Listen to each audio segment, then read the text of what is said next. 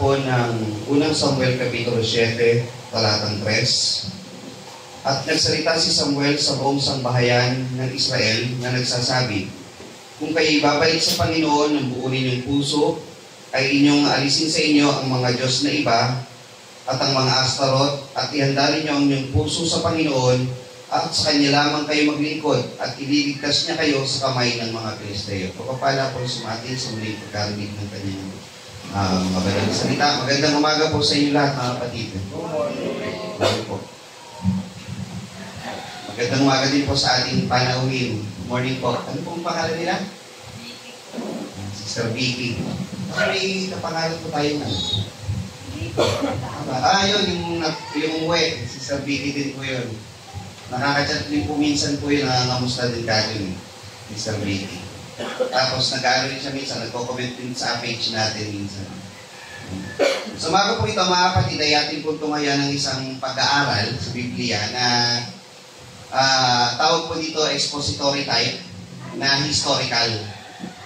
Nung nakaraang mga buwan, pinag-aralan po natin yung unang Samuel, 1 hanggang 3, Kapitulo 1 hanggang Kapitulo 3. Pinag-aralan po natin doon, mga kapatid, yung istorya ng kapanganakan ni Samuel at ang kanyang ina na tumalangin sa Panginoon, si Ana. Naalala niya, mga kapatid, na si Ana humiling ng anak sa Panginoon dahil may problema po sa pagdadalang tao itong si Ana, hindi siya magkaanak. Kaya yung kanyang counterpart, inaasar siya na kasi di ba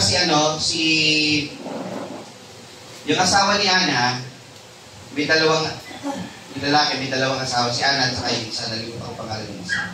Sabi nung itong lalaki, mas maraming binibigay kay Ana na pagkain, regalo. Sabi pa naman nung counterpart niya na asawa rin ng isa, dami nga binibigay sa'yo, wala ka namang anak. Ginagano siya, inaasar ng inaasar. So ito siya, sobrang hinagpis niya, nanalangin sa Panginoon, pinagkalooban siya ng anak, at ang pangalan niya ay si Samuel. Pinag-aralan natin doon yung katangian ni Ana. Kasi yun yung nilalaman ng 1 hanggang 3. Sa 1, yun yung istorya ng kapanganakan ni Samuel. Sa Kapitulo 2, yung panalangin ni Ana. Sa panalangin ni Ana sa Kapitulo 2, doon din po yung unang pagkakataon sa Biblia na nabanggit po yung anointed one. Yung hula sa pagparito ng Panginoong Kristo sa pagitan ng salitang anointed o pinahiran. So, inihula na darating daw yung isang pinahiran. Ang short-term fulfillment nun, pinahiran ng Diyos na lalaki ay si short-term nun, si David. Pero ang long-term nun, na iniintay talaga na pinahiran, isang Panginoong Kristo, yung Messiah. O sa Hebrew word, Messiah, sa Greek word, Christos. Sa English, Christ. Sa Tagalog, Kristo o tagapagligtas. Lang ibig sabihin, pinahiran niya. Sa 3 naman, pinakita naman po doon yung pagtanggap ni Samuel ng tawag mula sa Panginoon. Sabi niya ni Samuel sa Panginoon, Lord, speak, your servant listens. Magsalita ka, Panginoon, dinirinig ng iyong lingkod.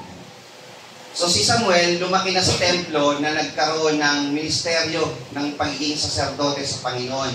So magitan ng guidance ng punong saserdote na si Eli. Ang pag-aaralan natin ngayon, mga kapatid, is chapter 4, chapter 5, chapter 6, and chapter 7. Doon naman po tayo ngayon. Sa mga susunod naman, chapter 8 and so on. Gagawin po natin itong expository type hanggang di dumadating ang Panginoon, tutuloy-tuloy po natin ito. Kung hindi po natin ito matapos dahil dumating na ang Panginoon, hindi po yun ang Panginoon. Basta tayo, habang inintay natin ang Panginoon, magkakasiya tayo sa pag-aaral ng Biblia, magpapatibay tayo ng pananampalataya, alamin natin nilalaman ng Biblia, kung paano ito magpapatibay ng pananampalataya natin habang hinihintay natin ang pagparito ng Panginoon. O simulan natin, mga kapatid, sa chapter 4. Babasahin ko muna pag sumadali yung istorya at saka natin hihimayin yung mga aral na nakaakibat doon sa bawat talata o bawat kapitulo. Chapter 4 ng unang Samuel, pwede ko natin subaybayan. Ang Israel ay tinalo ng mga Pilisteo at kinuha ang kaban. Diba? Ayan, English pala dito. At ang salita ni Samuel ay dumating sa buong Pilisteo upang makipagbaka at humantong sa Ebenezer. At ang Pilisteo ay humantong sa Apek. At ang Pilisteo yung humanay sa laban ng Israel at nang sila'y magsagupa, ang Israel ay nasaktan sa harap ng mga Pilisteo. Kanilang pinatay sa hukbo sa parang na may 4,000 lalaki. Yung verse 1 and verse 2, pinapakita na naglaban po yung Israel at ang Pilisteo. Bigyan ko po kayo ng mga kapatid kasi nung nakakarami balita dito sa Middle East, diba, yung Palestino at Israel naglalaban. Ililinawin po natin yung para dagdag kaalaman, Bible study naman to. Ang mga Pilisteo at Palestines ay hindi po iisang mga tao. Kasi yung iba, dahil hindi po alam yung history nila, akala iisang tao yun, yung mga Pilisteo, yun yung mga Palestino. Magkaiba po yun. Ang Philistines, o yung mga Pilisteo, ito yung mga taong galing sa Greece, tumahan, bumaba sila gamit ng bangka o kung anumang paglalakbay, napunta sila sa Gaza Strip, tapos namuhay sila dito. Ito yung mga Pilisteo.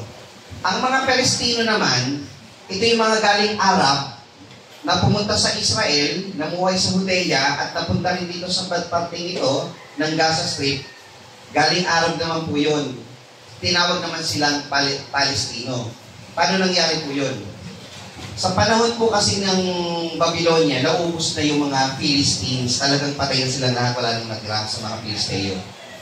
Sa panahon naman, after ni Jesus Christ, namatay, 132 years dumaan, hanggang 136 years dumaan, si Emperor Hadrian ng Roma. So sobrang galit sa mga Hudyo. Itong mga Arabo na to, mga Arabs na to na nagpunta sa Judea, binigyan itong Judea, pinalitan niya ng pangalan. Ginawa niyang Palestine. Kaya yung mga tao dito tinawag na Palestino at Palestina.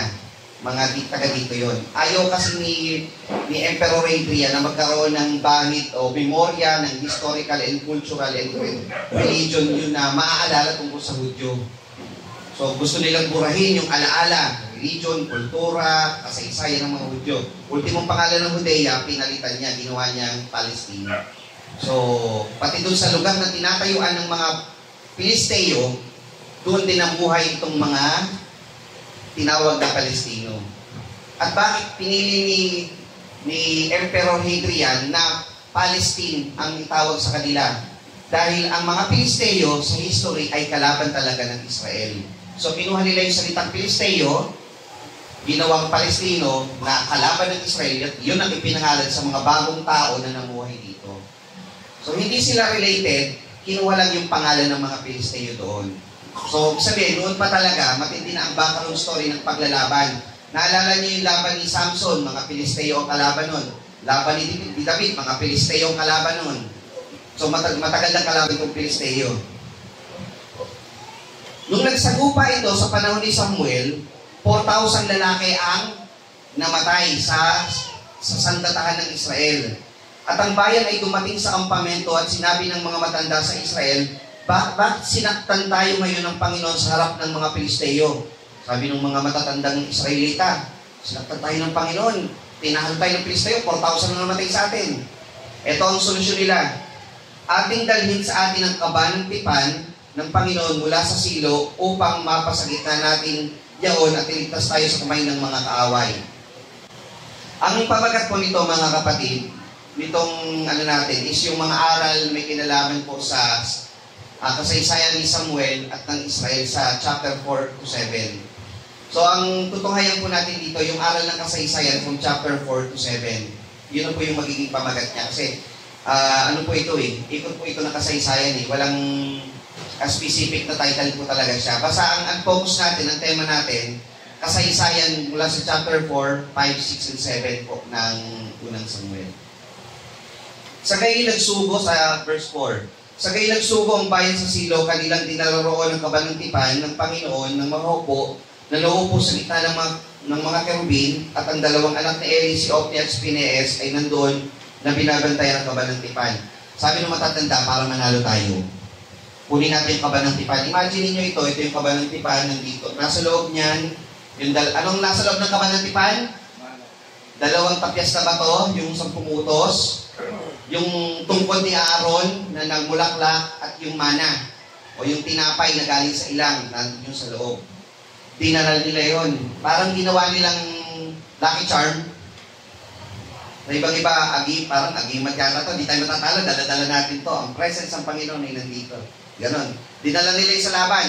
Palagay nyo, mananalo na sila. Palagay nyo, dala-dala na nila yung kaban ng tipan. The presence of the Lord is nandun sa Ark of the Covenant. Mananalo na sila? Ganun yung mangyari. At ang kaban ng tipan ng Panginoon ay pumasok sa kampamento. Ay, number 4 pala. Ang nagbantay sa kaban ng tipan ay si Ophi at si Phineas, mga anak ni Eli. Mga masasamang anak po ito. Ito yung pinag-aralan natin nung una, na itong dalawa na to ay nangaapi ng mga kababaihan, kumbaga pinagsasamantalahan yung mga naghahandog ng kababaihan, yung mga hinahandog ng mga taong naghahandog sa Panginoon, kinukuha nila, sinasarili nila, kumbaga kinukorrupt nila yon para sa sarili kapakanan, binibenta, kinakain nila. Hindi nila yung sinasagawa ang trabaho ng saserdote, silang dalawa yun. At sila may hawak ng kabalantipan. Palagay nyo, gusto ng Panginoon, yun ang may hawak ng kabalantipan. At ang kabalantipan ng Panginoon ay pumasok sa kampamento at ang buong Israel ay humiyaw ng malakas na hiyaw at tulubang humugong ang lupa. Pinag-uusapan natin dito mga kapatid na laban. Kung yung nag-convention tayo is 300 to 400 tayo, marami tayo nun, di ba? Ang labanan po nito is nasa 100,000 people ang naglalaban. Isipin nyo yung 1,000, ang dami na nun. Isipin nyo yung mga daang libo naglalaban, gano'ng karaming tao to. Kaya pag yung gano'ng karaming tao naghiyawan ng Israel, uhugong talaga lupa noon. Tayo pa lang, pag umaawit, talagang tumatagundong na, di ba? Ito, daang libong mga tao. At nang marinig ng mga Pilisteo ang ingay ng hiyaw, ay nagsipagsabi, ano ang kahulugan ng ingay nitong malakas na hiyaw ng kampamento ng Hebreo at kanilang natalastas na ang kaban ng Panginoon ay pinasok sa kampamento. At ang Pilisteo ay nangatakot sapagkat kanilang sinabi ang Diyos na pumasok sa kampamento at kanilang sinabi sa aba natin sapagkat hindi pa nagkakaroon ng ganyang ingat bagay kailanman. Matakot yung mga Pilisteo. Mukhang yung confidence ng Israel is mataas para sila'y talunin. Matatalo tayo nito. Palagay nyo, natalo ang Pilisteo, ganung kakaisa ang bayan. Sino tingin nyo, nanalo? Ulitin natin, ayun sumagot. Tingnan natin ako, iingat sa sagot, baka doon eh. Sa aba natin, sino magliligtas sa atin sa kamay ng mga kapangyarihang mga Diyos na ito? Tingnan nyo yung mga Pilisteo, yung word nila. Sa 8, sino ang magliligtas sa atin sa kamay ng makapangyarihang mga Diyos na ito? Mga Diyos. Ibig sabihin, may alam ba sila sa Diyos ng Israel? Ay idea lang. Pero hindi nila kilala. Ito ang mga Diyos na nakit sa mga taga-Ehipto ng sari-saring salot sa ilang. O alam nila nangyari sa Ehipto, yung 10 salot. Kayo'y magpakalakas at magpakalalaki, o kayong mga Pilisteo, upang kayo'y huwag maging mga alipin ng mga Hebreo, na gaya ng naging lagay nila sa inyo, kayo'y magpakalalaki at magsilaban. So, yung mga Pilisteo, sabi, magpakalalaki tayo, magpakalakas tayo, para hindi tayo masakop ng Hebreo. At ang mga Pilisteo ay nagsilaban, at ang Israel ay nasaktan, at tumakas bawat isa sa kanila sa kanilang tolda, at nagkaroon ng malaking patayan, sapagkat nabuwal sa Israel ang 30,000 lalaking lakad. Nung unang nagsagupa sila, ilan ang namatay? 4,000 lalaki. So yung Israel, kinuha yung kaban ng tipan, lumaban. Ang mga Pilisteo, nagpakalakas. Hindi sila nanghina. Ano nangyari sa kanila? Natalo ang Israel. 30,000 foot soldier ng Israel ang namatay. Nakita niyo ba dito sa labasan yung nagkakatay ng baboy? Nakita niyo po doon? Isipin niyo, mga tao ang ganun, 30,000 na kinakatay. Gano'ng karami po yun? Na kinakatay. Slaughterhouse yun, 30,000 na katao. Kaya tawag po dito, a very great slaughter. Nagkaroon ng malaking patayan. Ibig sabihin, kahit kasama nila ang kabalang tipan, hindi sila nakaligtas sa kamay ng mga Pilisteo. Ang ibig sabihin po nun, mga kapatid, wag na wag niyong gagamitin ng Panginoon bilang lucky charm. Wag niyong gagamitin ng Panginoon bilang agimat. Ang kailangan sa Panginoon, manampalataya ka sa Kanya. Ang mga tao kasi, hindi nananampalataya, may daladalang bagay na akala nila is religious, na akala nila yun ang magliligtas sa kanila sa kapahamakan. Yun ang mali. Yun ang kukunin natin dito. Kasi bagay ng Diyos to itong Ark of the Covenant o Kabanang-tipan, andun yung 10 utos. Tingnan, spiritual yung bagay na yun. Spiritual yun, pero hindi yun ang nagligtas sa kanila. Ang kailangan kasi pananampalataya sa tunay na Diyos. Hindi yung pupunta ka sa isang laban, dala-dala mo lang yun, para lang maging parang lucky charm mo lang. Pangalawa, ang pagbubuhat sa Kabanang-tipan may tinatawag na tamang proseso ng pagbubuhat. Yung mga saserdoteng may karapatan lang ang dapat magdala nun. Ang nagdala, si Opni at si Pinees, mga masasamang tao, ayon sa Biblia. So, hindi sila minarapat ng Panginoon, kaya sila natalo. Ngayon, pagdating sa 12, at tumakbo ang isang lalaki ng Benjamin na mula sa upo at naparoon sa silo ng araw din yaon, na may barong hapat, o damit niya na marumi, na may lupa sa kanyang ulo. At siya dumating, narito si Eli, nakaupo sa upuan ng tabi ng daan ng babantay. So sa Israel, kung yung Barangay Maria Corazon, meron yung arko doon sa Dali, isipin nyo may malaking pinto yun. Nandoon si Eli nagbabantay. Iniintay yung pagbabalik ng kanyang mga hukbong sandatahan. Nakaupo siya doon. Sapagkat ang kanyang puso'y nanginginig dahil sa kaba ng Diyos at ang tao ay pumasok sa bayan at saysayin ng mga balita at ang buong bayan ay humiyaw. At narinig ni Eli ang ingay ng hiyawan at kanyang sinabi, ano ang kahulugan ng kaingay ng gulong ito? At ang tao ay nagpadali at naparoon at isinaysay kay Eli. 15. Si Eli ngay 78 taon at ang kanyang matay malabo na at siya hindi makakita. Sinabi ng lalaki kay Eli, ako'y yaong galing sa hukbo. Ako'y tumakas ngayon mula sa hukbo at kanyang sinabi, paano nangyari anak ko? At siya'y nagdala ng balita at sumagot at nagsabi, ang Israel ay tumakas sa harap ng Pilisteo at nagkaroon doon ng isang malaking patayan sa gitna ng bayan. Pati yung dalawang anak, si Opni at si Pines, ay patay na. So si Eli, nabalitaan niya, nagkaroon ng gera, patayan, yung dalawang anak niya, patay na. Ano mararamdaman ni Eli? Patay na yung dalawang anak niya. At ang kaba ng Diyos ay kinuha. Yan. Yung kaba ng Diyos, ano pa? Ano tawag doon? Nasamsam. Ganon. At nangyari na kanyang banggitin ang kaba ng Diyos, siya'y nabuwal sa likuran ng kanyang upuan. So kung ito yung upuan, nakatayo siya dyan, nabuwal siya, nabuwal sa likuran ng kanyang upuan ng dako ng pintuang bayan at nabalian siya ng liit at siya'y namatay. Patay din si Eli. Siguro, tumama yung liit niya sa upuan o ano man, patay. Sapagkat siya'y lalaking matanda at mabigat at hinatulan niya ang Israel na 40 taon. Ibig sabihin, 40 years siyang naging saserdote at hukom dun sa Israel. At ang kanyang manugang na asawa ni Pines ay buntis na kagampan. Ibig sabihin ng buntis na kagampan, ano na? Kabuwanan. At pagkarinig niya ng balita ng kaba ng Diyos ay kinuha at ang kanyang biyanan at asawa ay patay na, ay humukod siya at napanganak sapagkat ang kanyang pagdaramdam ay dumating sa kanya. Na-stress ngayon si, yung asawa ni Pines.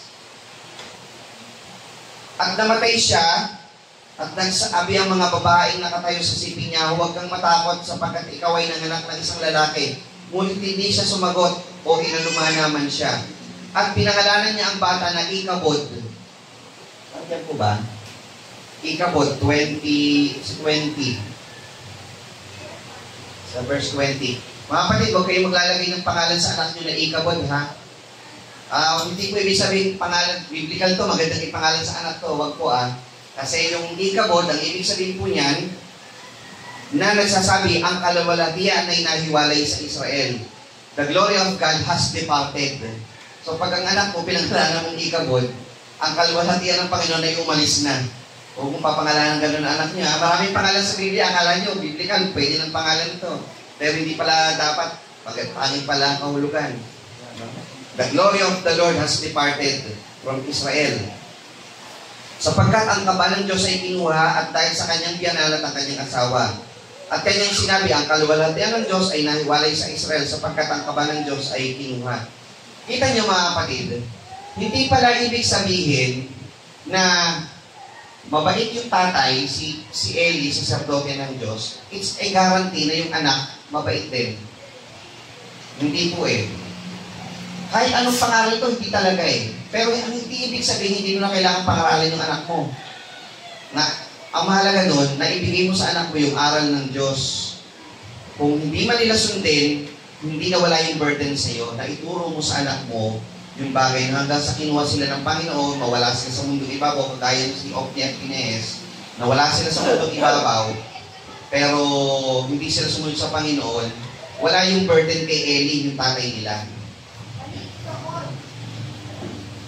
May mga pagkakataon sa buhay ng tao, mga kapatid, na kahit man dito sa church lang natin, may mga nagtatayo ng sariling church. Di ba? May nagtatayo. Alam nyo mga kapatid, pag ikaw ay nagtayo ng sarili mong church, dahil sa ayaw mo ng aral na itinuturo dito sa kinabibilangan mo, ibig sabihin, hindi mo sinusunod yung tunay na utos ng Diyos, hindi mo sinusunod yung tunay na aral ng Diyos, ikabod ang tawag doon. The glory of the Lord has departed. Hindi po, aalis dati, nasa iyo, nandito ka eh. Pagka hindi mo sinunod at nagtayo ka, the glory of the Lord will depart from you. Aalis yun yung blessing sa iyo ng Panginoon. Akala mo okay yun, pero hindi.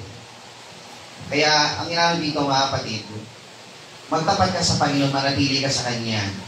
Etong si Optits Pines, pinangunahan nila yung laban sa maling pamamaraan. Kaya kung mali ang pamamaraan mo ng paglaban sa buhay, the glory of the Lord will depart from you. Kayo mga kapatid, gusto nyo ang glory ng Panginoon laging nasa atin. Huwag kang aalis doon sa itinuturo ng Panginoon. Yun po yung aral dito sa chapter 4 sa katapusan. Chapter 5, ang kaba ng bahay ni Dagon. Ano nangyari doon sa kaba ng tipan na kinuha sinamsam nitong mga Pilisteo? Kinuha nga ng mga Pilisteo ang kaba ng Diyos at kanilang dinala sa Asdod mula sa Ebenezer. Kinuha ng mga Pilisteo ang kaba ng Diyos at pinasok sa bahay ni Dagon. Meron po ba ang sirena sa Biblia? Alam niyo yung sirena? Sabi nila parang Jezebel, yung tao, kalahati, isda. Pero meron pong sirena sa Biblia na peke. Sirenang lalaki. Ang Shokoy ba tawag doon? Sireno. Si Dagon, pag hinanap po ninyo archaeological finds nito, yung mga nahukay na mga estatwa ni Dagon, ang itsura nito, tao yung kalahati, at yung ilalim niya, isda.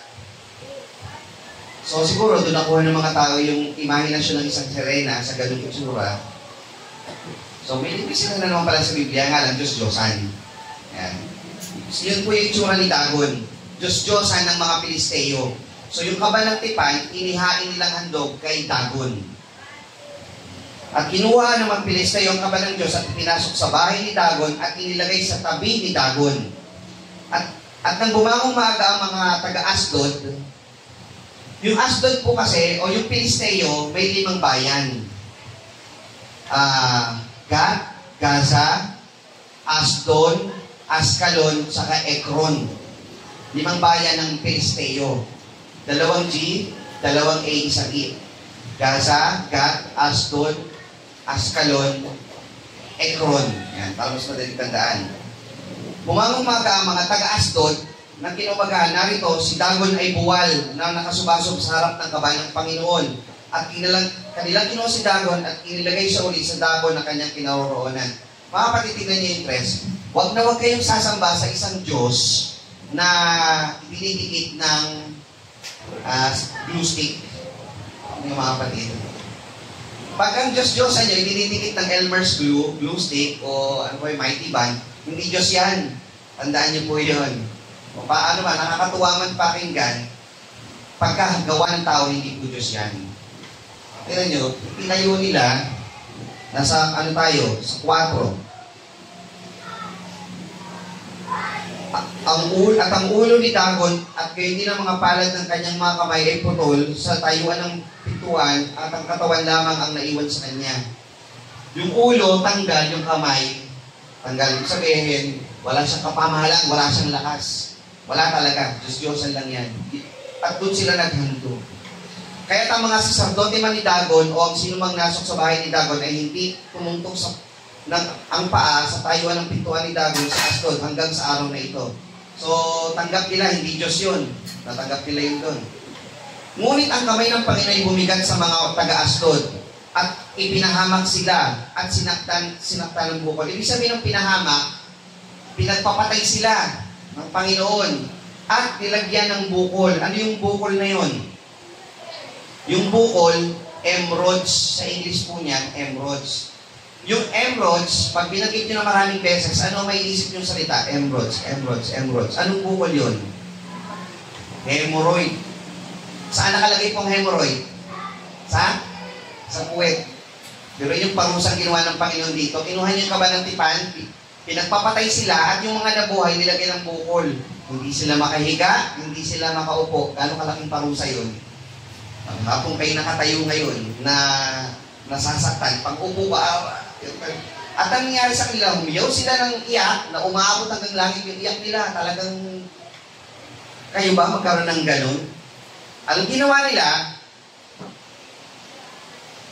Sapagkat ang kanilang kamay ay mabigat sa akin at kay Dagon na ating Diyos. Sinilin sumbong at nagpisa ng lahat ng Pangulo ng Pilisteo. Sa kanilang sinabi, anong ating gagawin sa kaban ng Diyos ng Israel? At sila yung sumagot, dalhin sa Gat ang kaban ng Diyos. Yung chapter 5, yung Asdod, pinagpapatay sila ng Panginoon. Yung nabuhay, nilagyan ng bukol. Anong gagawin natin?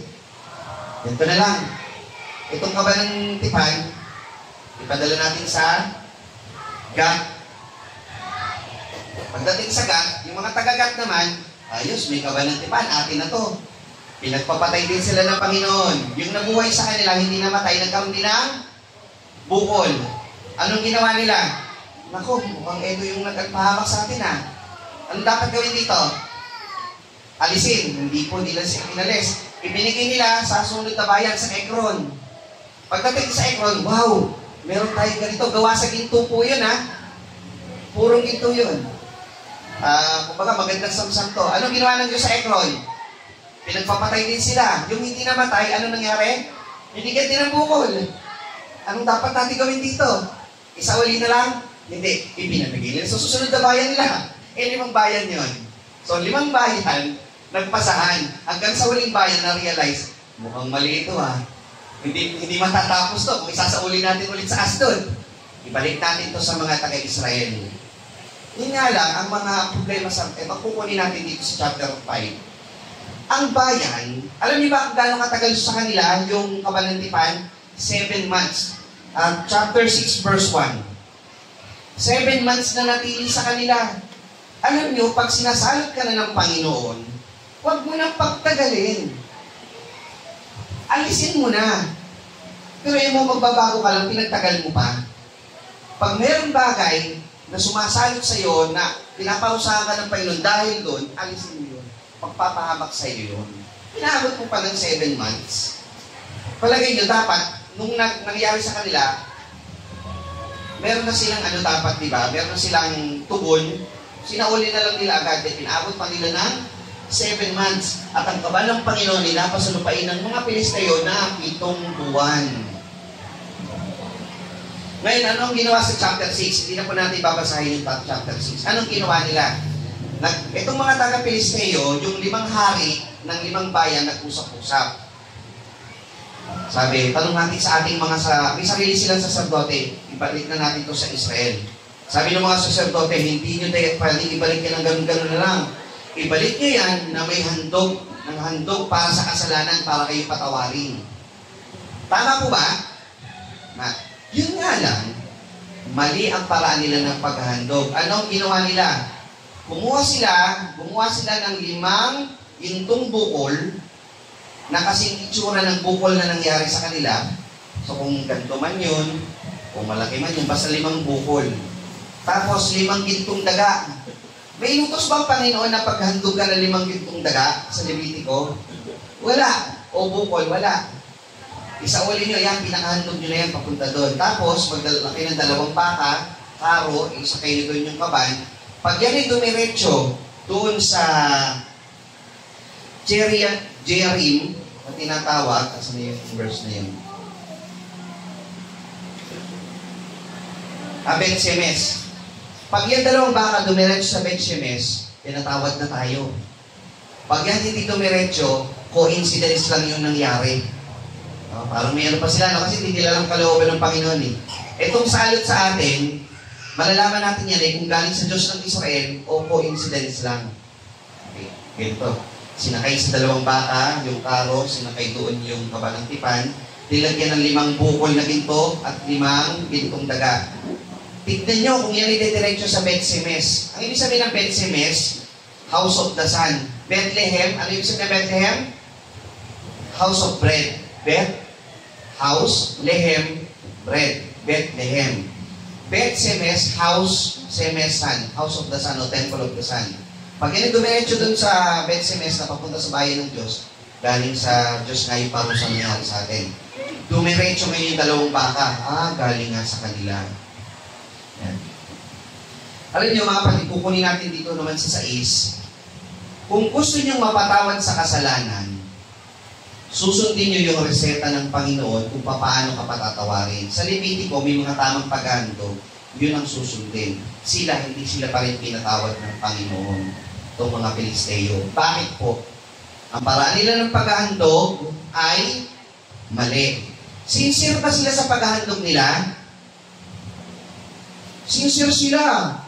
Sukat gumawa sila ng ginto, sukat sabi nga, mag-inquire sila sa sacerdote, sundin nila yung ginawa ng sacerdote. Pero sa Panginoon, sincerity is not enough. Handog ay hindi ko ibig. Ang gusto ng Panginoon, pagsunod. Diba? Si Saul, naghandog sa Panginoon, hindi, sabi, hain at handog ay hindi ko ibig. Gusto ng Panginoon, tamang pagsunod. Kung gusto natin mapatawad tayo ng Panginoon, sa ating mga kasalanan, sundin natin yung reseta ng Panginoon. Paano tayo mapapatawad sa kasalanan? Magsisi, sumampalataya, magpabautismo. Makalangit tayo sa kamatayan ng Panginoon. Yun ang tamang pagsisisi sa panahon ngayon. Hindi na tayo para maghandog ng handog na susunugin. Tinapos na po yung lumang tipan o lumang kautusan. Ngayon sa 7, eto na, yung binasa po natin pagsambatayan. Sabi po dito sa 7, at ang mga lalaki sa Kiriath Jearim,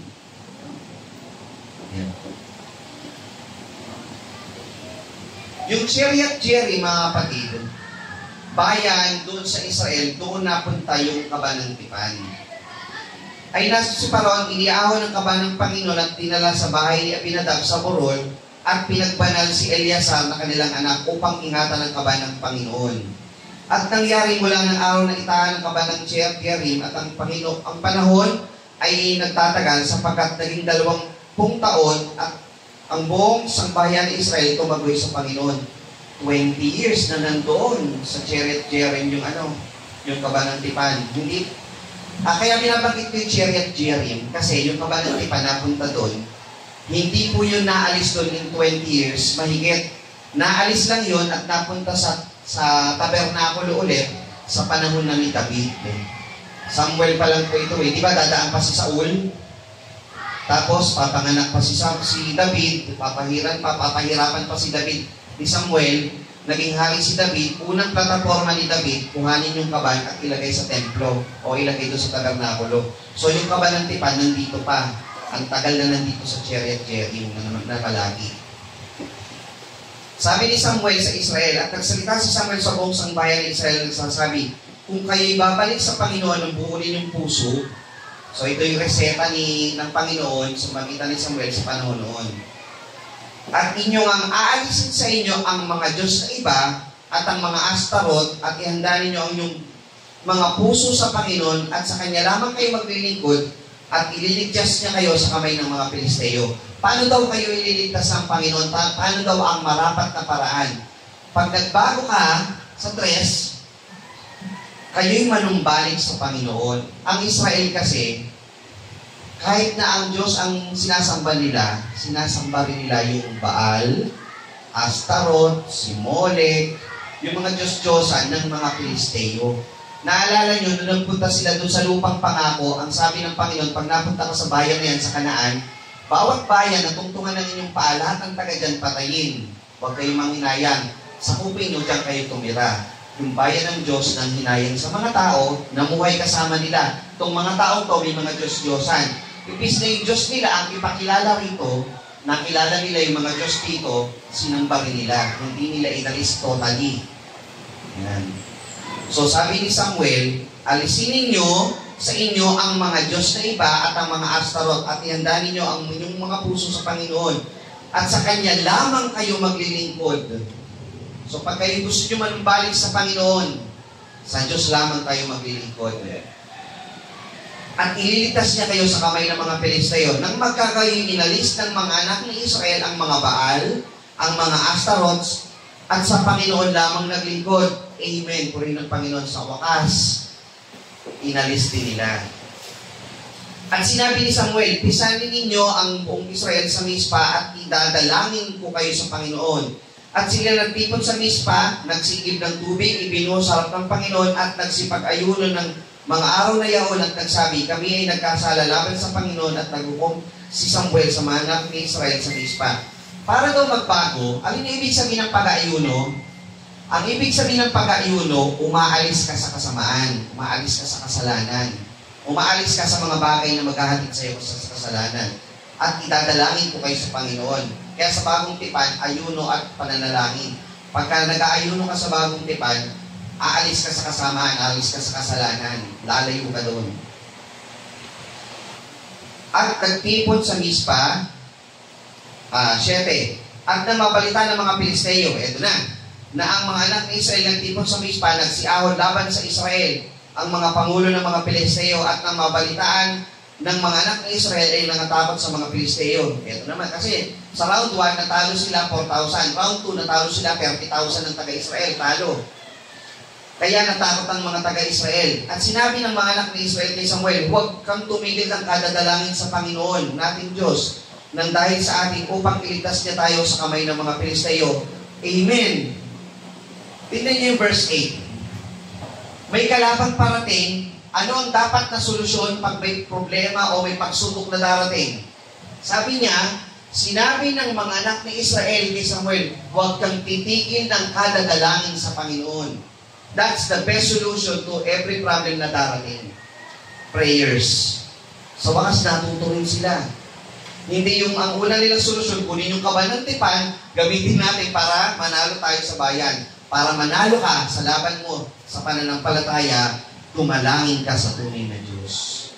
Nanumbalik sila, umalis sa kasamaan, inalis yung mga Diyos-Diyosan, at nanalangin sa Panginoon.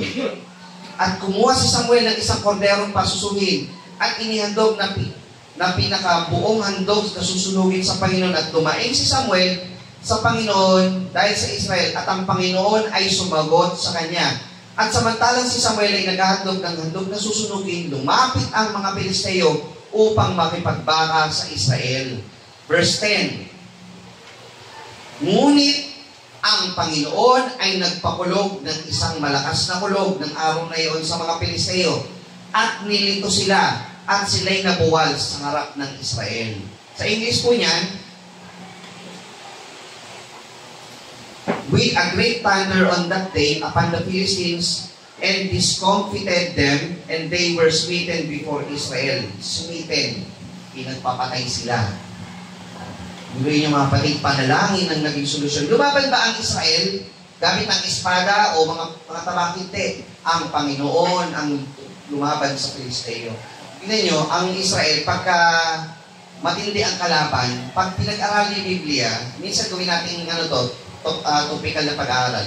Bawat panalo ng Israel, hindi sila gumamit talaga ng armas na head-to-head. Kumbaga, kung tabak laban sa tabak, tingin si David, slingshot ang ginamit, natalo si Goliath.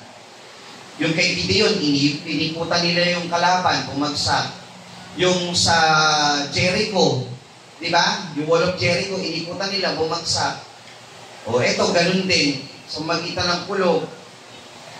Basta manalangin ka sa Panginoon, Panginoon ang gagabay sa iyo sa iyong laban ng buhay. Hindi mo kailangan kung sigaw sila, sigaw ka rin. Demanda sila, demanda ka din. Fight might with might, hindi po eh. Kailangan ang paglaban mo sa kanila in God's way. Hindi in your way. Hindi in their way. Kundi in God's way. At ang mga lalaki ng Israel silabas sa Mispa at hinabol ang mga Pilisteo at sinaktan sila hanggang sa magbisindating sa Bet-Kar. Meron naman yung Bet. Ano ibig sabihin ng Bet? House. Ano ibig sabihin ng Kar? God. Bet-Kar, ang Bet-Kar pala is lamp.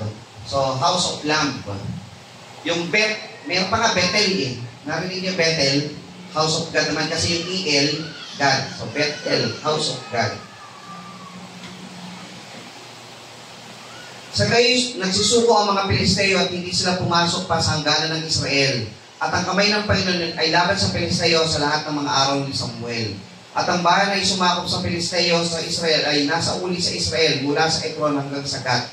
So lahat ng sinakop ng Gat o ng mga Pilisteo, Gat, Ekron, nabawi ng Israel yon. At ang Israel sa hangganan niyon ay naging laya sa Israel sa kamay ng mga Pilisteo at nagkaroon ng kapayapaan sa gitna ng Israel at mga Amoreo. At hinatulan ni Samuel ang lahat ng Israel sa lahat ng araw ng kanyang buhay. At siya na paroon na lumiligid taon-taon sa Bethel, sa Gilgal, sa Mispa, at hinatulan niya ang Israel sa lahat ng taong iyaon. At ang kanilang balik ay sa Rama, sapagkat nandoon ang kanyang bahay, at doon hinatulan niya ang Israel. Siya nagtayo roon ng isang dambana sa Panginoon. Kapatid, sa pagtatapos po nitong chapter 4, 5, 6, 7, meron po tayo pupunin po dito na mahalagang aral. Pag maglilingkod sa Panginoon, tatandaan nyo, may tamang kaparaanan. Hindi po basta kung ano yung convenient sa iyo. Convenient sa kanila kasi, pag dinala natin kabanatapan, tipan, mananala tayo. Pag naglingkod ka sa Panginoon, kung paano ang gustong paraan ng Panginoon na paglilingkod. Example, pag mananalangin, ano ang gusto ng Panginoon na itinuturo sa bagong tipan ng paraan ng pananalangin? Nakaluhod. Ngayon, by convenience of man, dahil yung mga iba, ayaw lumuhod, gagawa sila ng ibang paraan, ibang verse, kahit ano, kahit nakatayo yan, kahit nakahiga, kahit ano yan, basta ikaw ay nasa puso mo, dumadalangin ka sa Panginoon. Sincero ka sa Panginoon, bibigyan ka ng Panginoon. Dapat po ba yun? Hindi, kasi obedience is better than sacrifice. Kailangan, kung anong parang gusto ng Diyos, yun ang parang paglilingkod mo sa Kanya. Mabuting tao naman ako. Mabuti ako sa pamayanan, masunurin ako sa magulang, sumusunod ako sa batas. Magalang ako sa kapwa, sa magulang, sa mga anak. Kahit hindi na ako maging miyembro sa iglesia ng Panginoon, magiging dapat na ako sa Panginoon. Dapat kung okay ba yun? Hindi. Ang gusto ng Diyos para maligtas ka, kailangan magkaroon ka ng pananampalataya. Sapagkat kung walang pananampalataya ay hindi magiging dapat sa Panginoon. Ang Panginoon mayroong sariling gustong paraan ng paano ka mananampalataya at susunod sa Kanya. Bakit si Opni at si Pinees, gano'n na lamang ang approach nila paano maghandog sa Panginoon? Bakit itong taga-Pilisteo maghandog sa Panginoon, gano'n na lamang? Dahil hindi nila kilala ang Panginoon. Hindi nila kilala o hindi nila alam ang tamang paraan. Kaya, yung mga tao na alam kung sino ang Diyos, taas ang kamay. Yung alam kung sino ang Diyos, naramdaman mo kung gaano kalaki ang pag-ibig ng Diyos sa iyo, makikita niyo yun sa pag-awit nila sa Panginoon. Pag umawit yan, walang talagang buong puso yan. Pansin niyo mga kapatid, kasi iba yung pakiramdam ng isang tao na tinubos ng Panginoon sa kasalanan, naramdaman mong ikaw ay pinalaya sa kasalanan, Lord, salamat po sa pag-ibig mo sa akin. Susundin kita ng buong puso. Iba yung pagsamba niyan. Yung pagsamba niyan na ayon sa gusto ng Panginoon. Buong puso yan. Sa gusto ng Panginoon, ibigay mo siya ng iyong buong puso. Those who truly experience and understand God's grace and mercy sings and worship fully. So yung mga tao nakakaalam, nakaramdam na tunay na pag-ibig ng Panginoon, aawit niya ng buong puso, buong buo sa Panginoon. Talagang kung maglingkod yan, hindi mo matatawaran. Kasi na-experience nila yun eh. Si Opti, si Pinees, yung mga Pilisteo, hindi. Akala nila ang Diyos ay parang genie. Pag humiling ka, bibigay niya for your protection lang. Hindi nila ginawa ka para maglingkod sa Panginoon. Tingnan nyo mga kapatid, sa ating pagtatapos, babalikan po natin yung verse 1 ng chapter 7. Dito po tayo magtatapos. Verse 1 and 2. Yung kaba ng tipan, nung nakuha po yan ng Israel, nila Kiriath Jearim, nilagay po yan sa bahay ni Abinadab. Ang nagbabantay po si Eleazar na kanyang anak. Yung kaba ng tipan, that is the Ark of the Covenant where God, the Spirit of God, or the glory of God dwells. Nandun ang kalwalatian ng Panginoon. Kayo mga kapatid, kung ang kaba ng tipan sa bahay nyo nilagay, anong pakiramdam nyo? Andun yung 10 utos, andun yung tungkol ni Aaron, andun yung tungkol ni Aaron, ibig sabihin, andun yung mga, yung representation ng mga himala na ginawa ng Panginoon. Yung kalwalhatian ng Panginoon nandun sa kaba ng tipan. Anong pakiramdam nyo pag nandun sa bahay nyo? Gagawa kayo ng kasalanan? Kumbaga, parang CCTV camera yun, na ang Diyos nakatingin sa iyo eh. Parang ganun ang pinalalabasan noon. Kaya pinapaging banal nila, sabi po doon, at pinapagbanal si Eleazar. Inalis nila sa kasalanan talaga si Eleazar, talagang Eleazar, ito lang gagawin mo buong buhay. Pag kayo'y tumanggap sa Panginoon, mga kapatid, you become the temple of God. Ang templo ng Diyos ang Diyos ay hindi nananahan sa templong gawa ng tao. Saan nananahan ng Panginoon?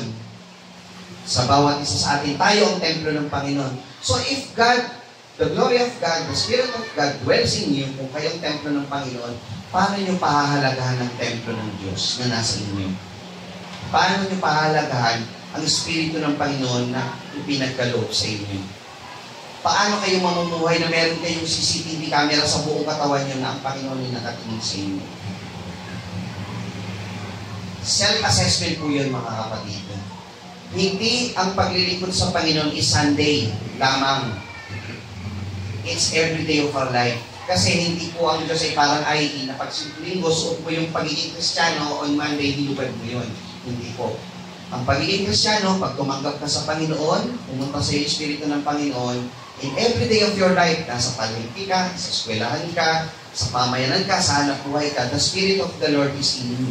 Ikaw ang templo ng Diyos, ang Diyos ay nasa iyo. How do you represent God sa harap ng tao na nakakasalamuha mo? Sila ba'y nasisiyahan sa iyong pamumuhay? Na ipakikita mo ba ang Panginoon sa iyong pamumuhay sa harap ng maraming tao? Naluluwalhati ba ang Diyos sa iyong paraan ng pananalita at paggawa? Nawa po, ang Diyos ay makita sa bawat isa sa atin sapagkat sa magitan ng mabubuting gawa ay luluwalhatiin nila ang mahal na Panginoon. Chapter 4, natalo ang Israel. Ibig sabihin, ang isa tayo, dadating din yung panahon na tatalo tayo. Well, that is temporary. Tatalo ka ng 4,000, natalo ka ng 30,000, that's temporary. Sa buhay natin, babagsak tayo, magkakasakit tayo, magkakaroon tayo ng pagsubok na kala mo hindi mo kakayanin. Pero samantalang nasa iyo ang Panginoon, pagdating sa dulo, ang pagtatagumpay ay nasa iyo. Yan ang tatandaan nyo. Kasi nasa iyo na ang Espiritu ng Panginoon. The Spirit of the Lord dwells in us. So be proud, ipamuhay natin yon. Ang isipin natin, magtatagumpay tayo kasama ng Panginoon sa ating pamumuhay.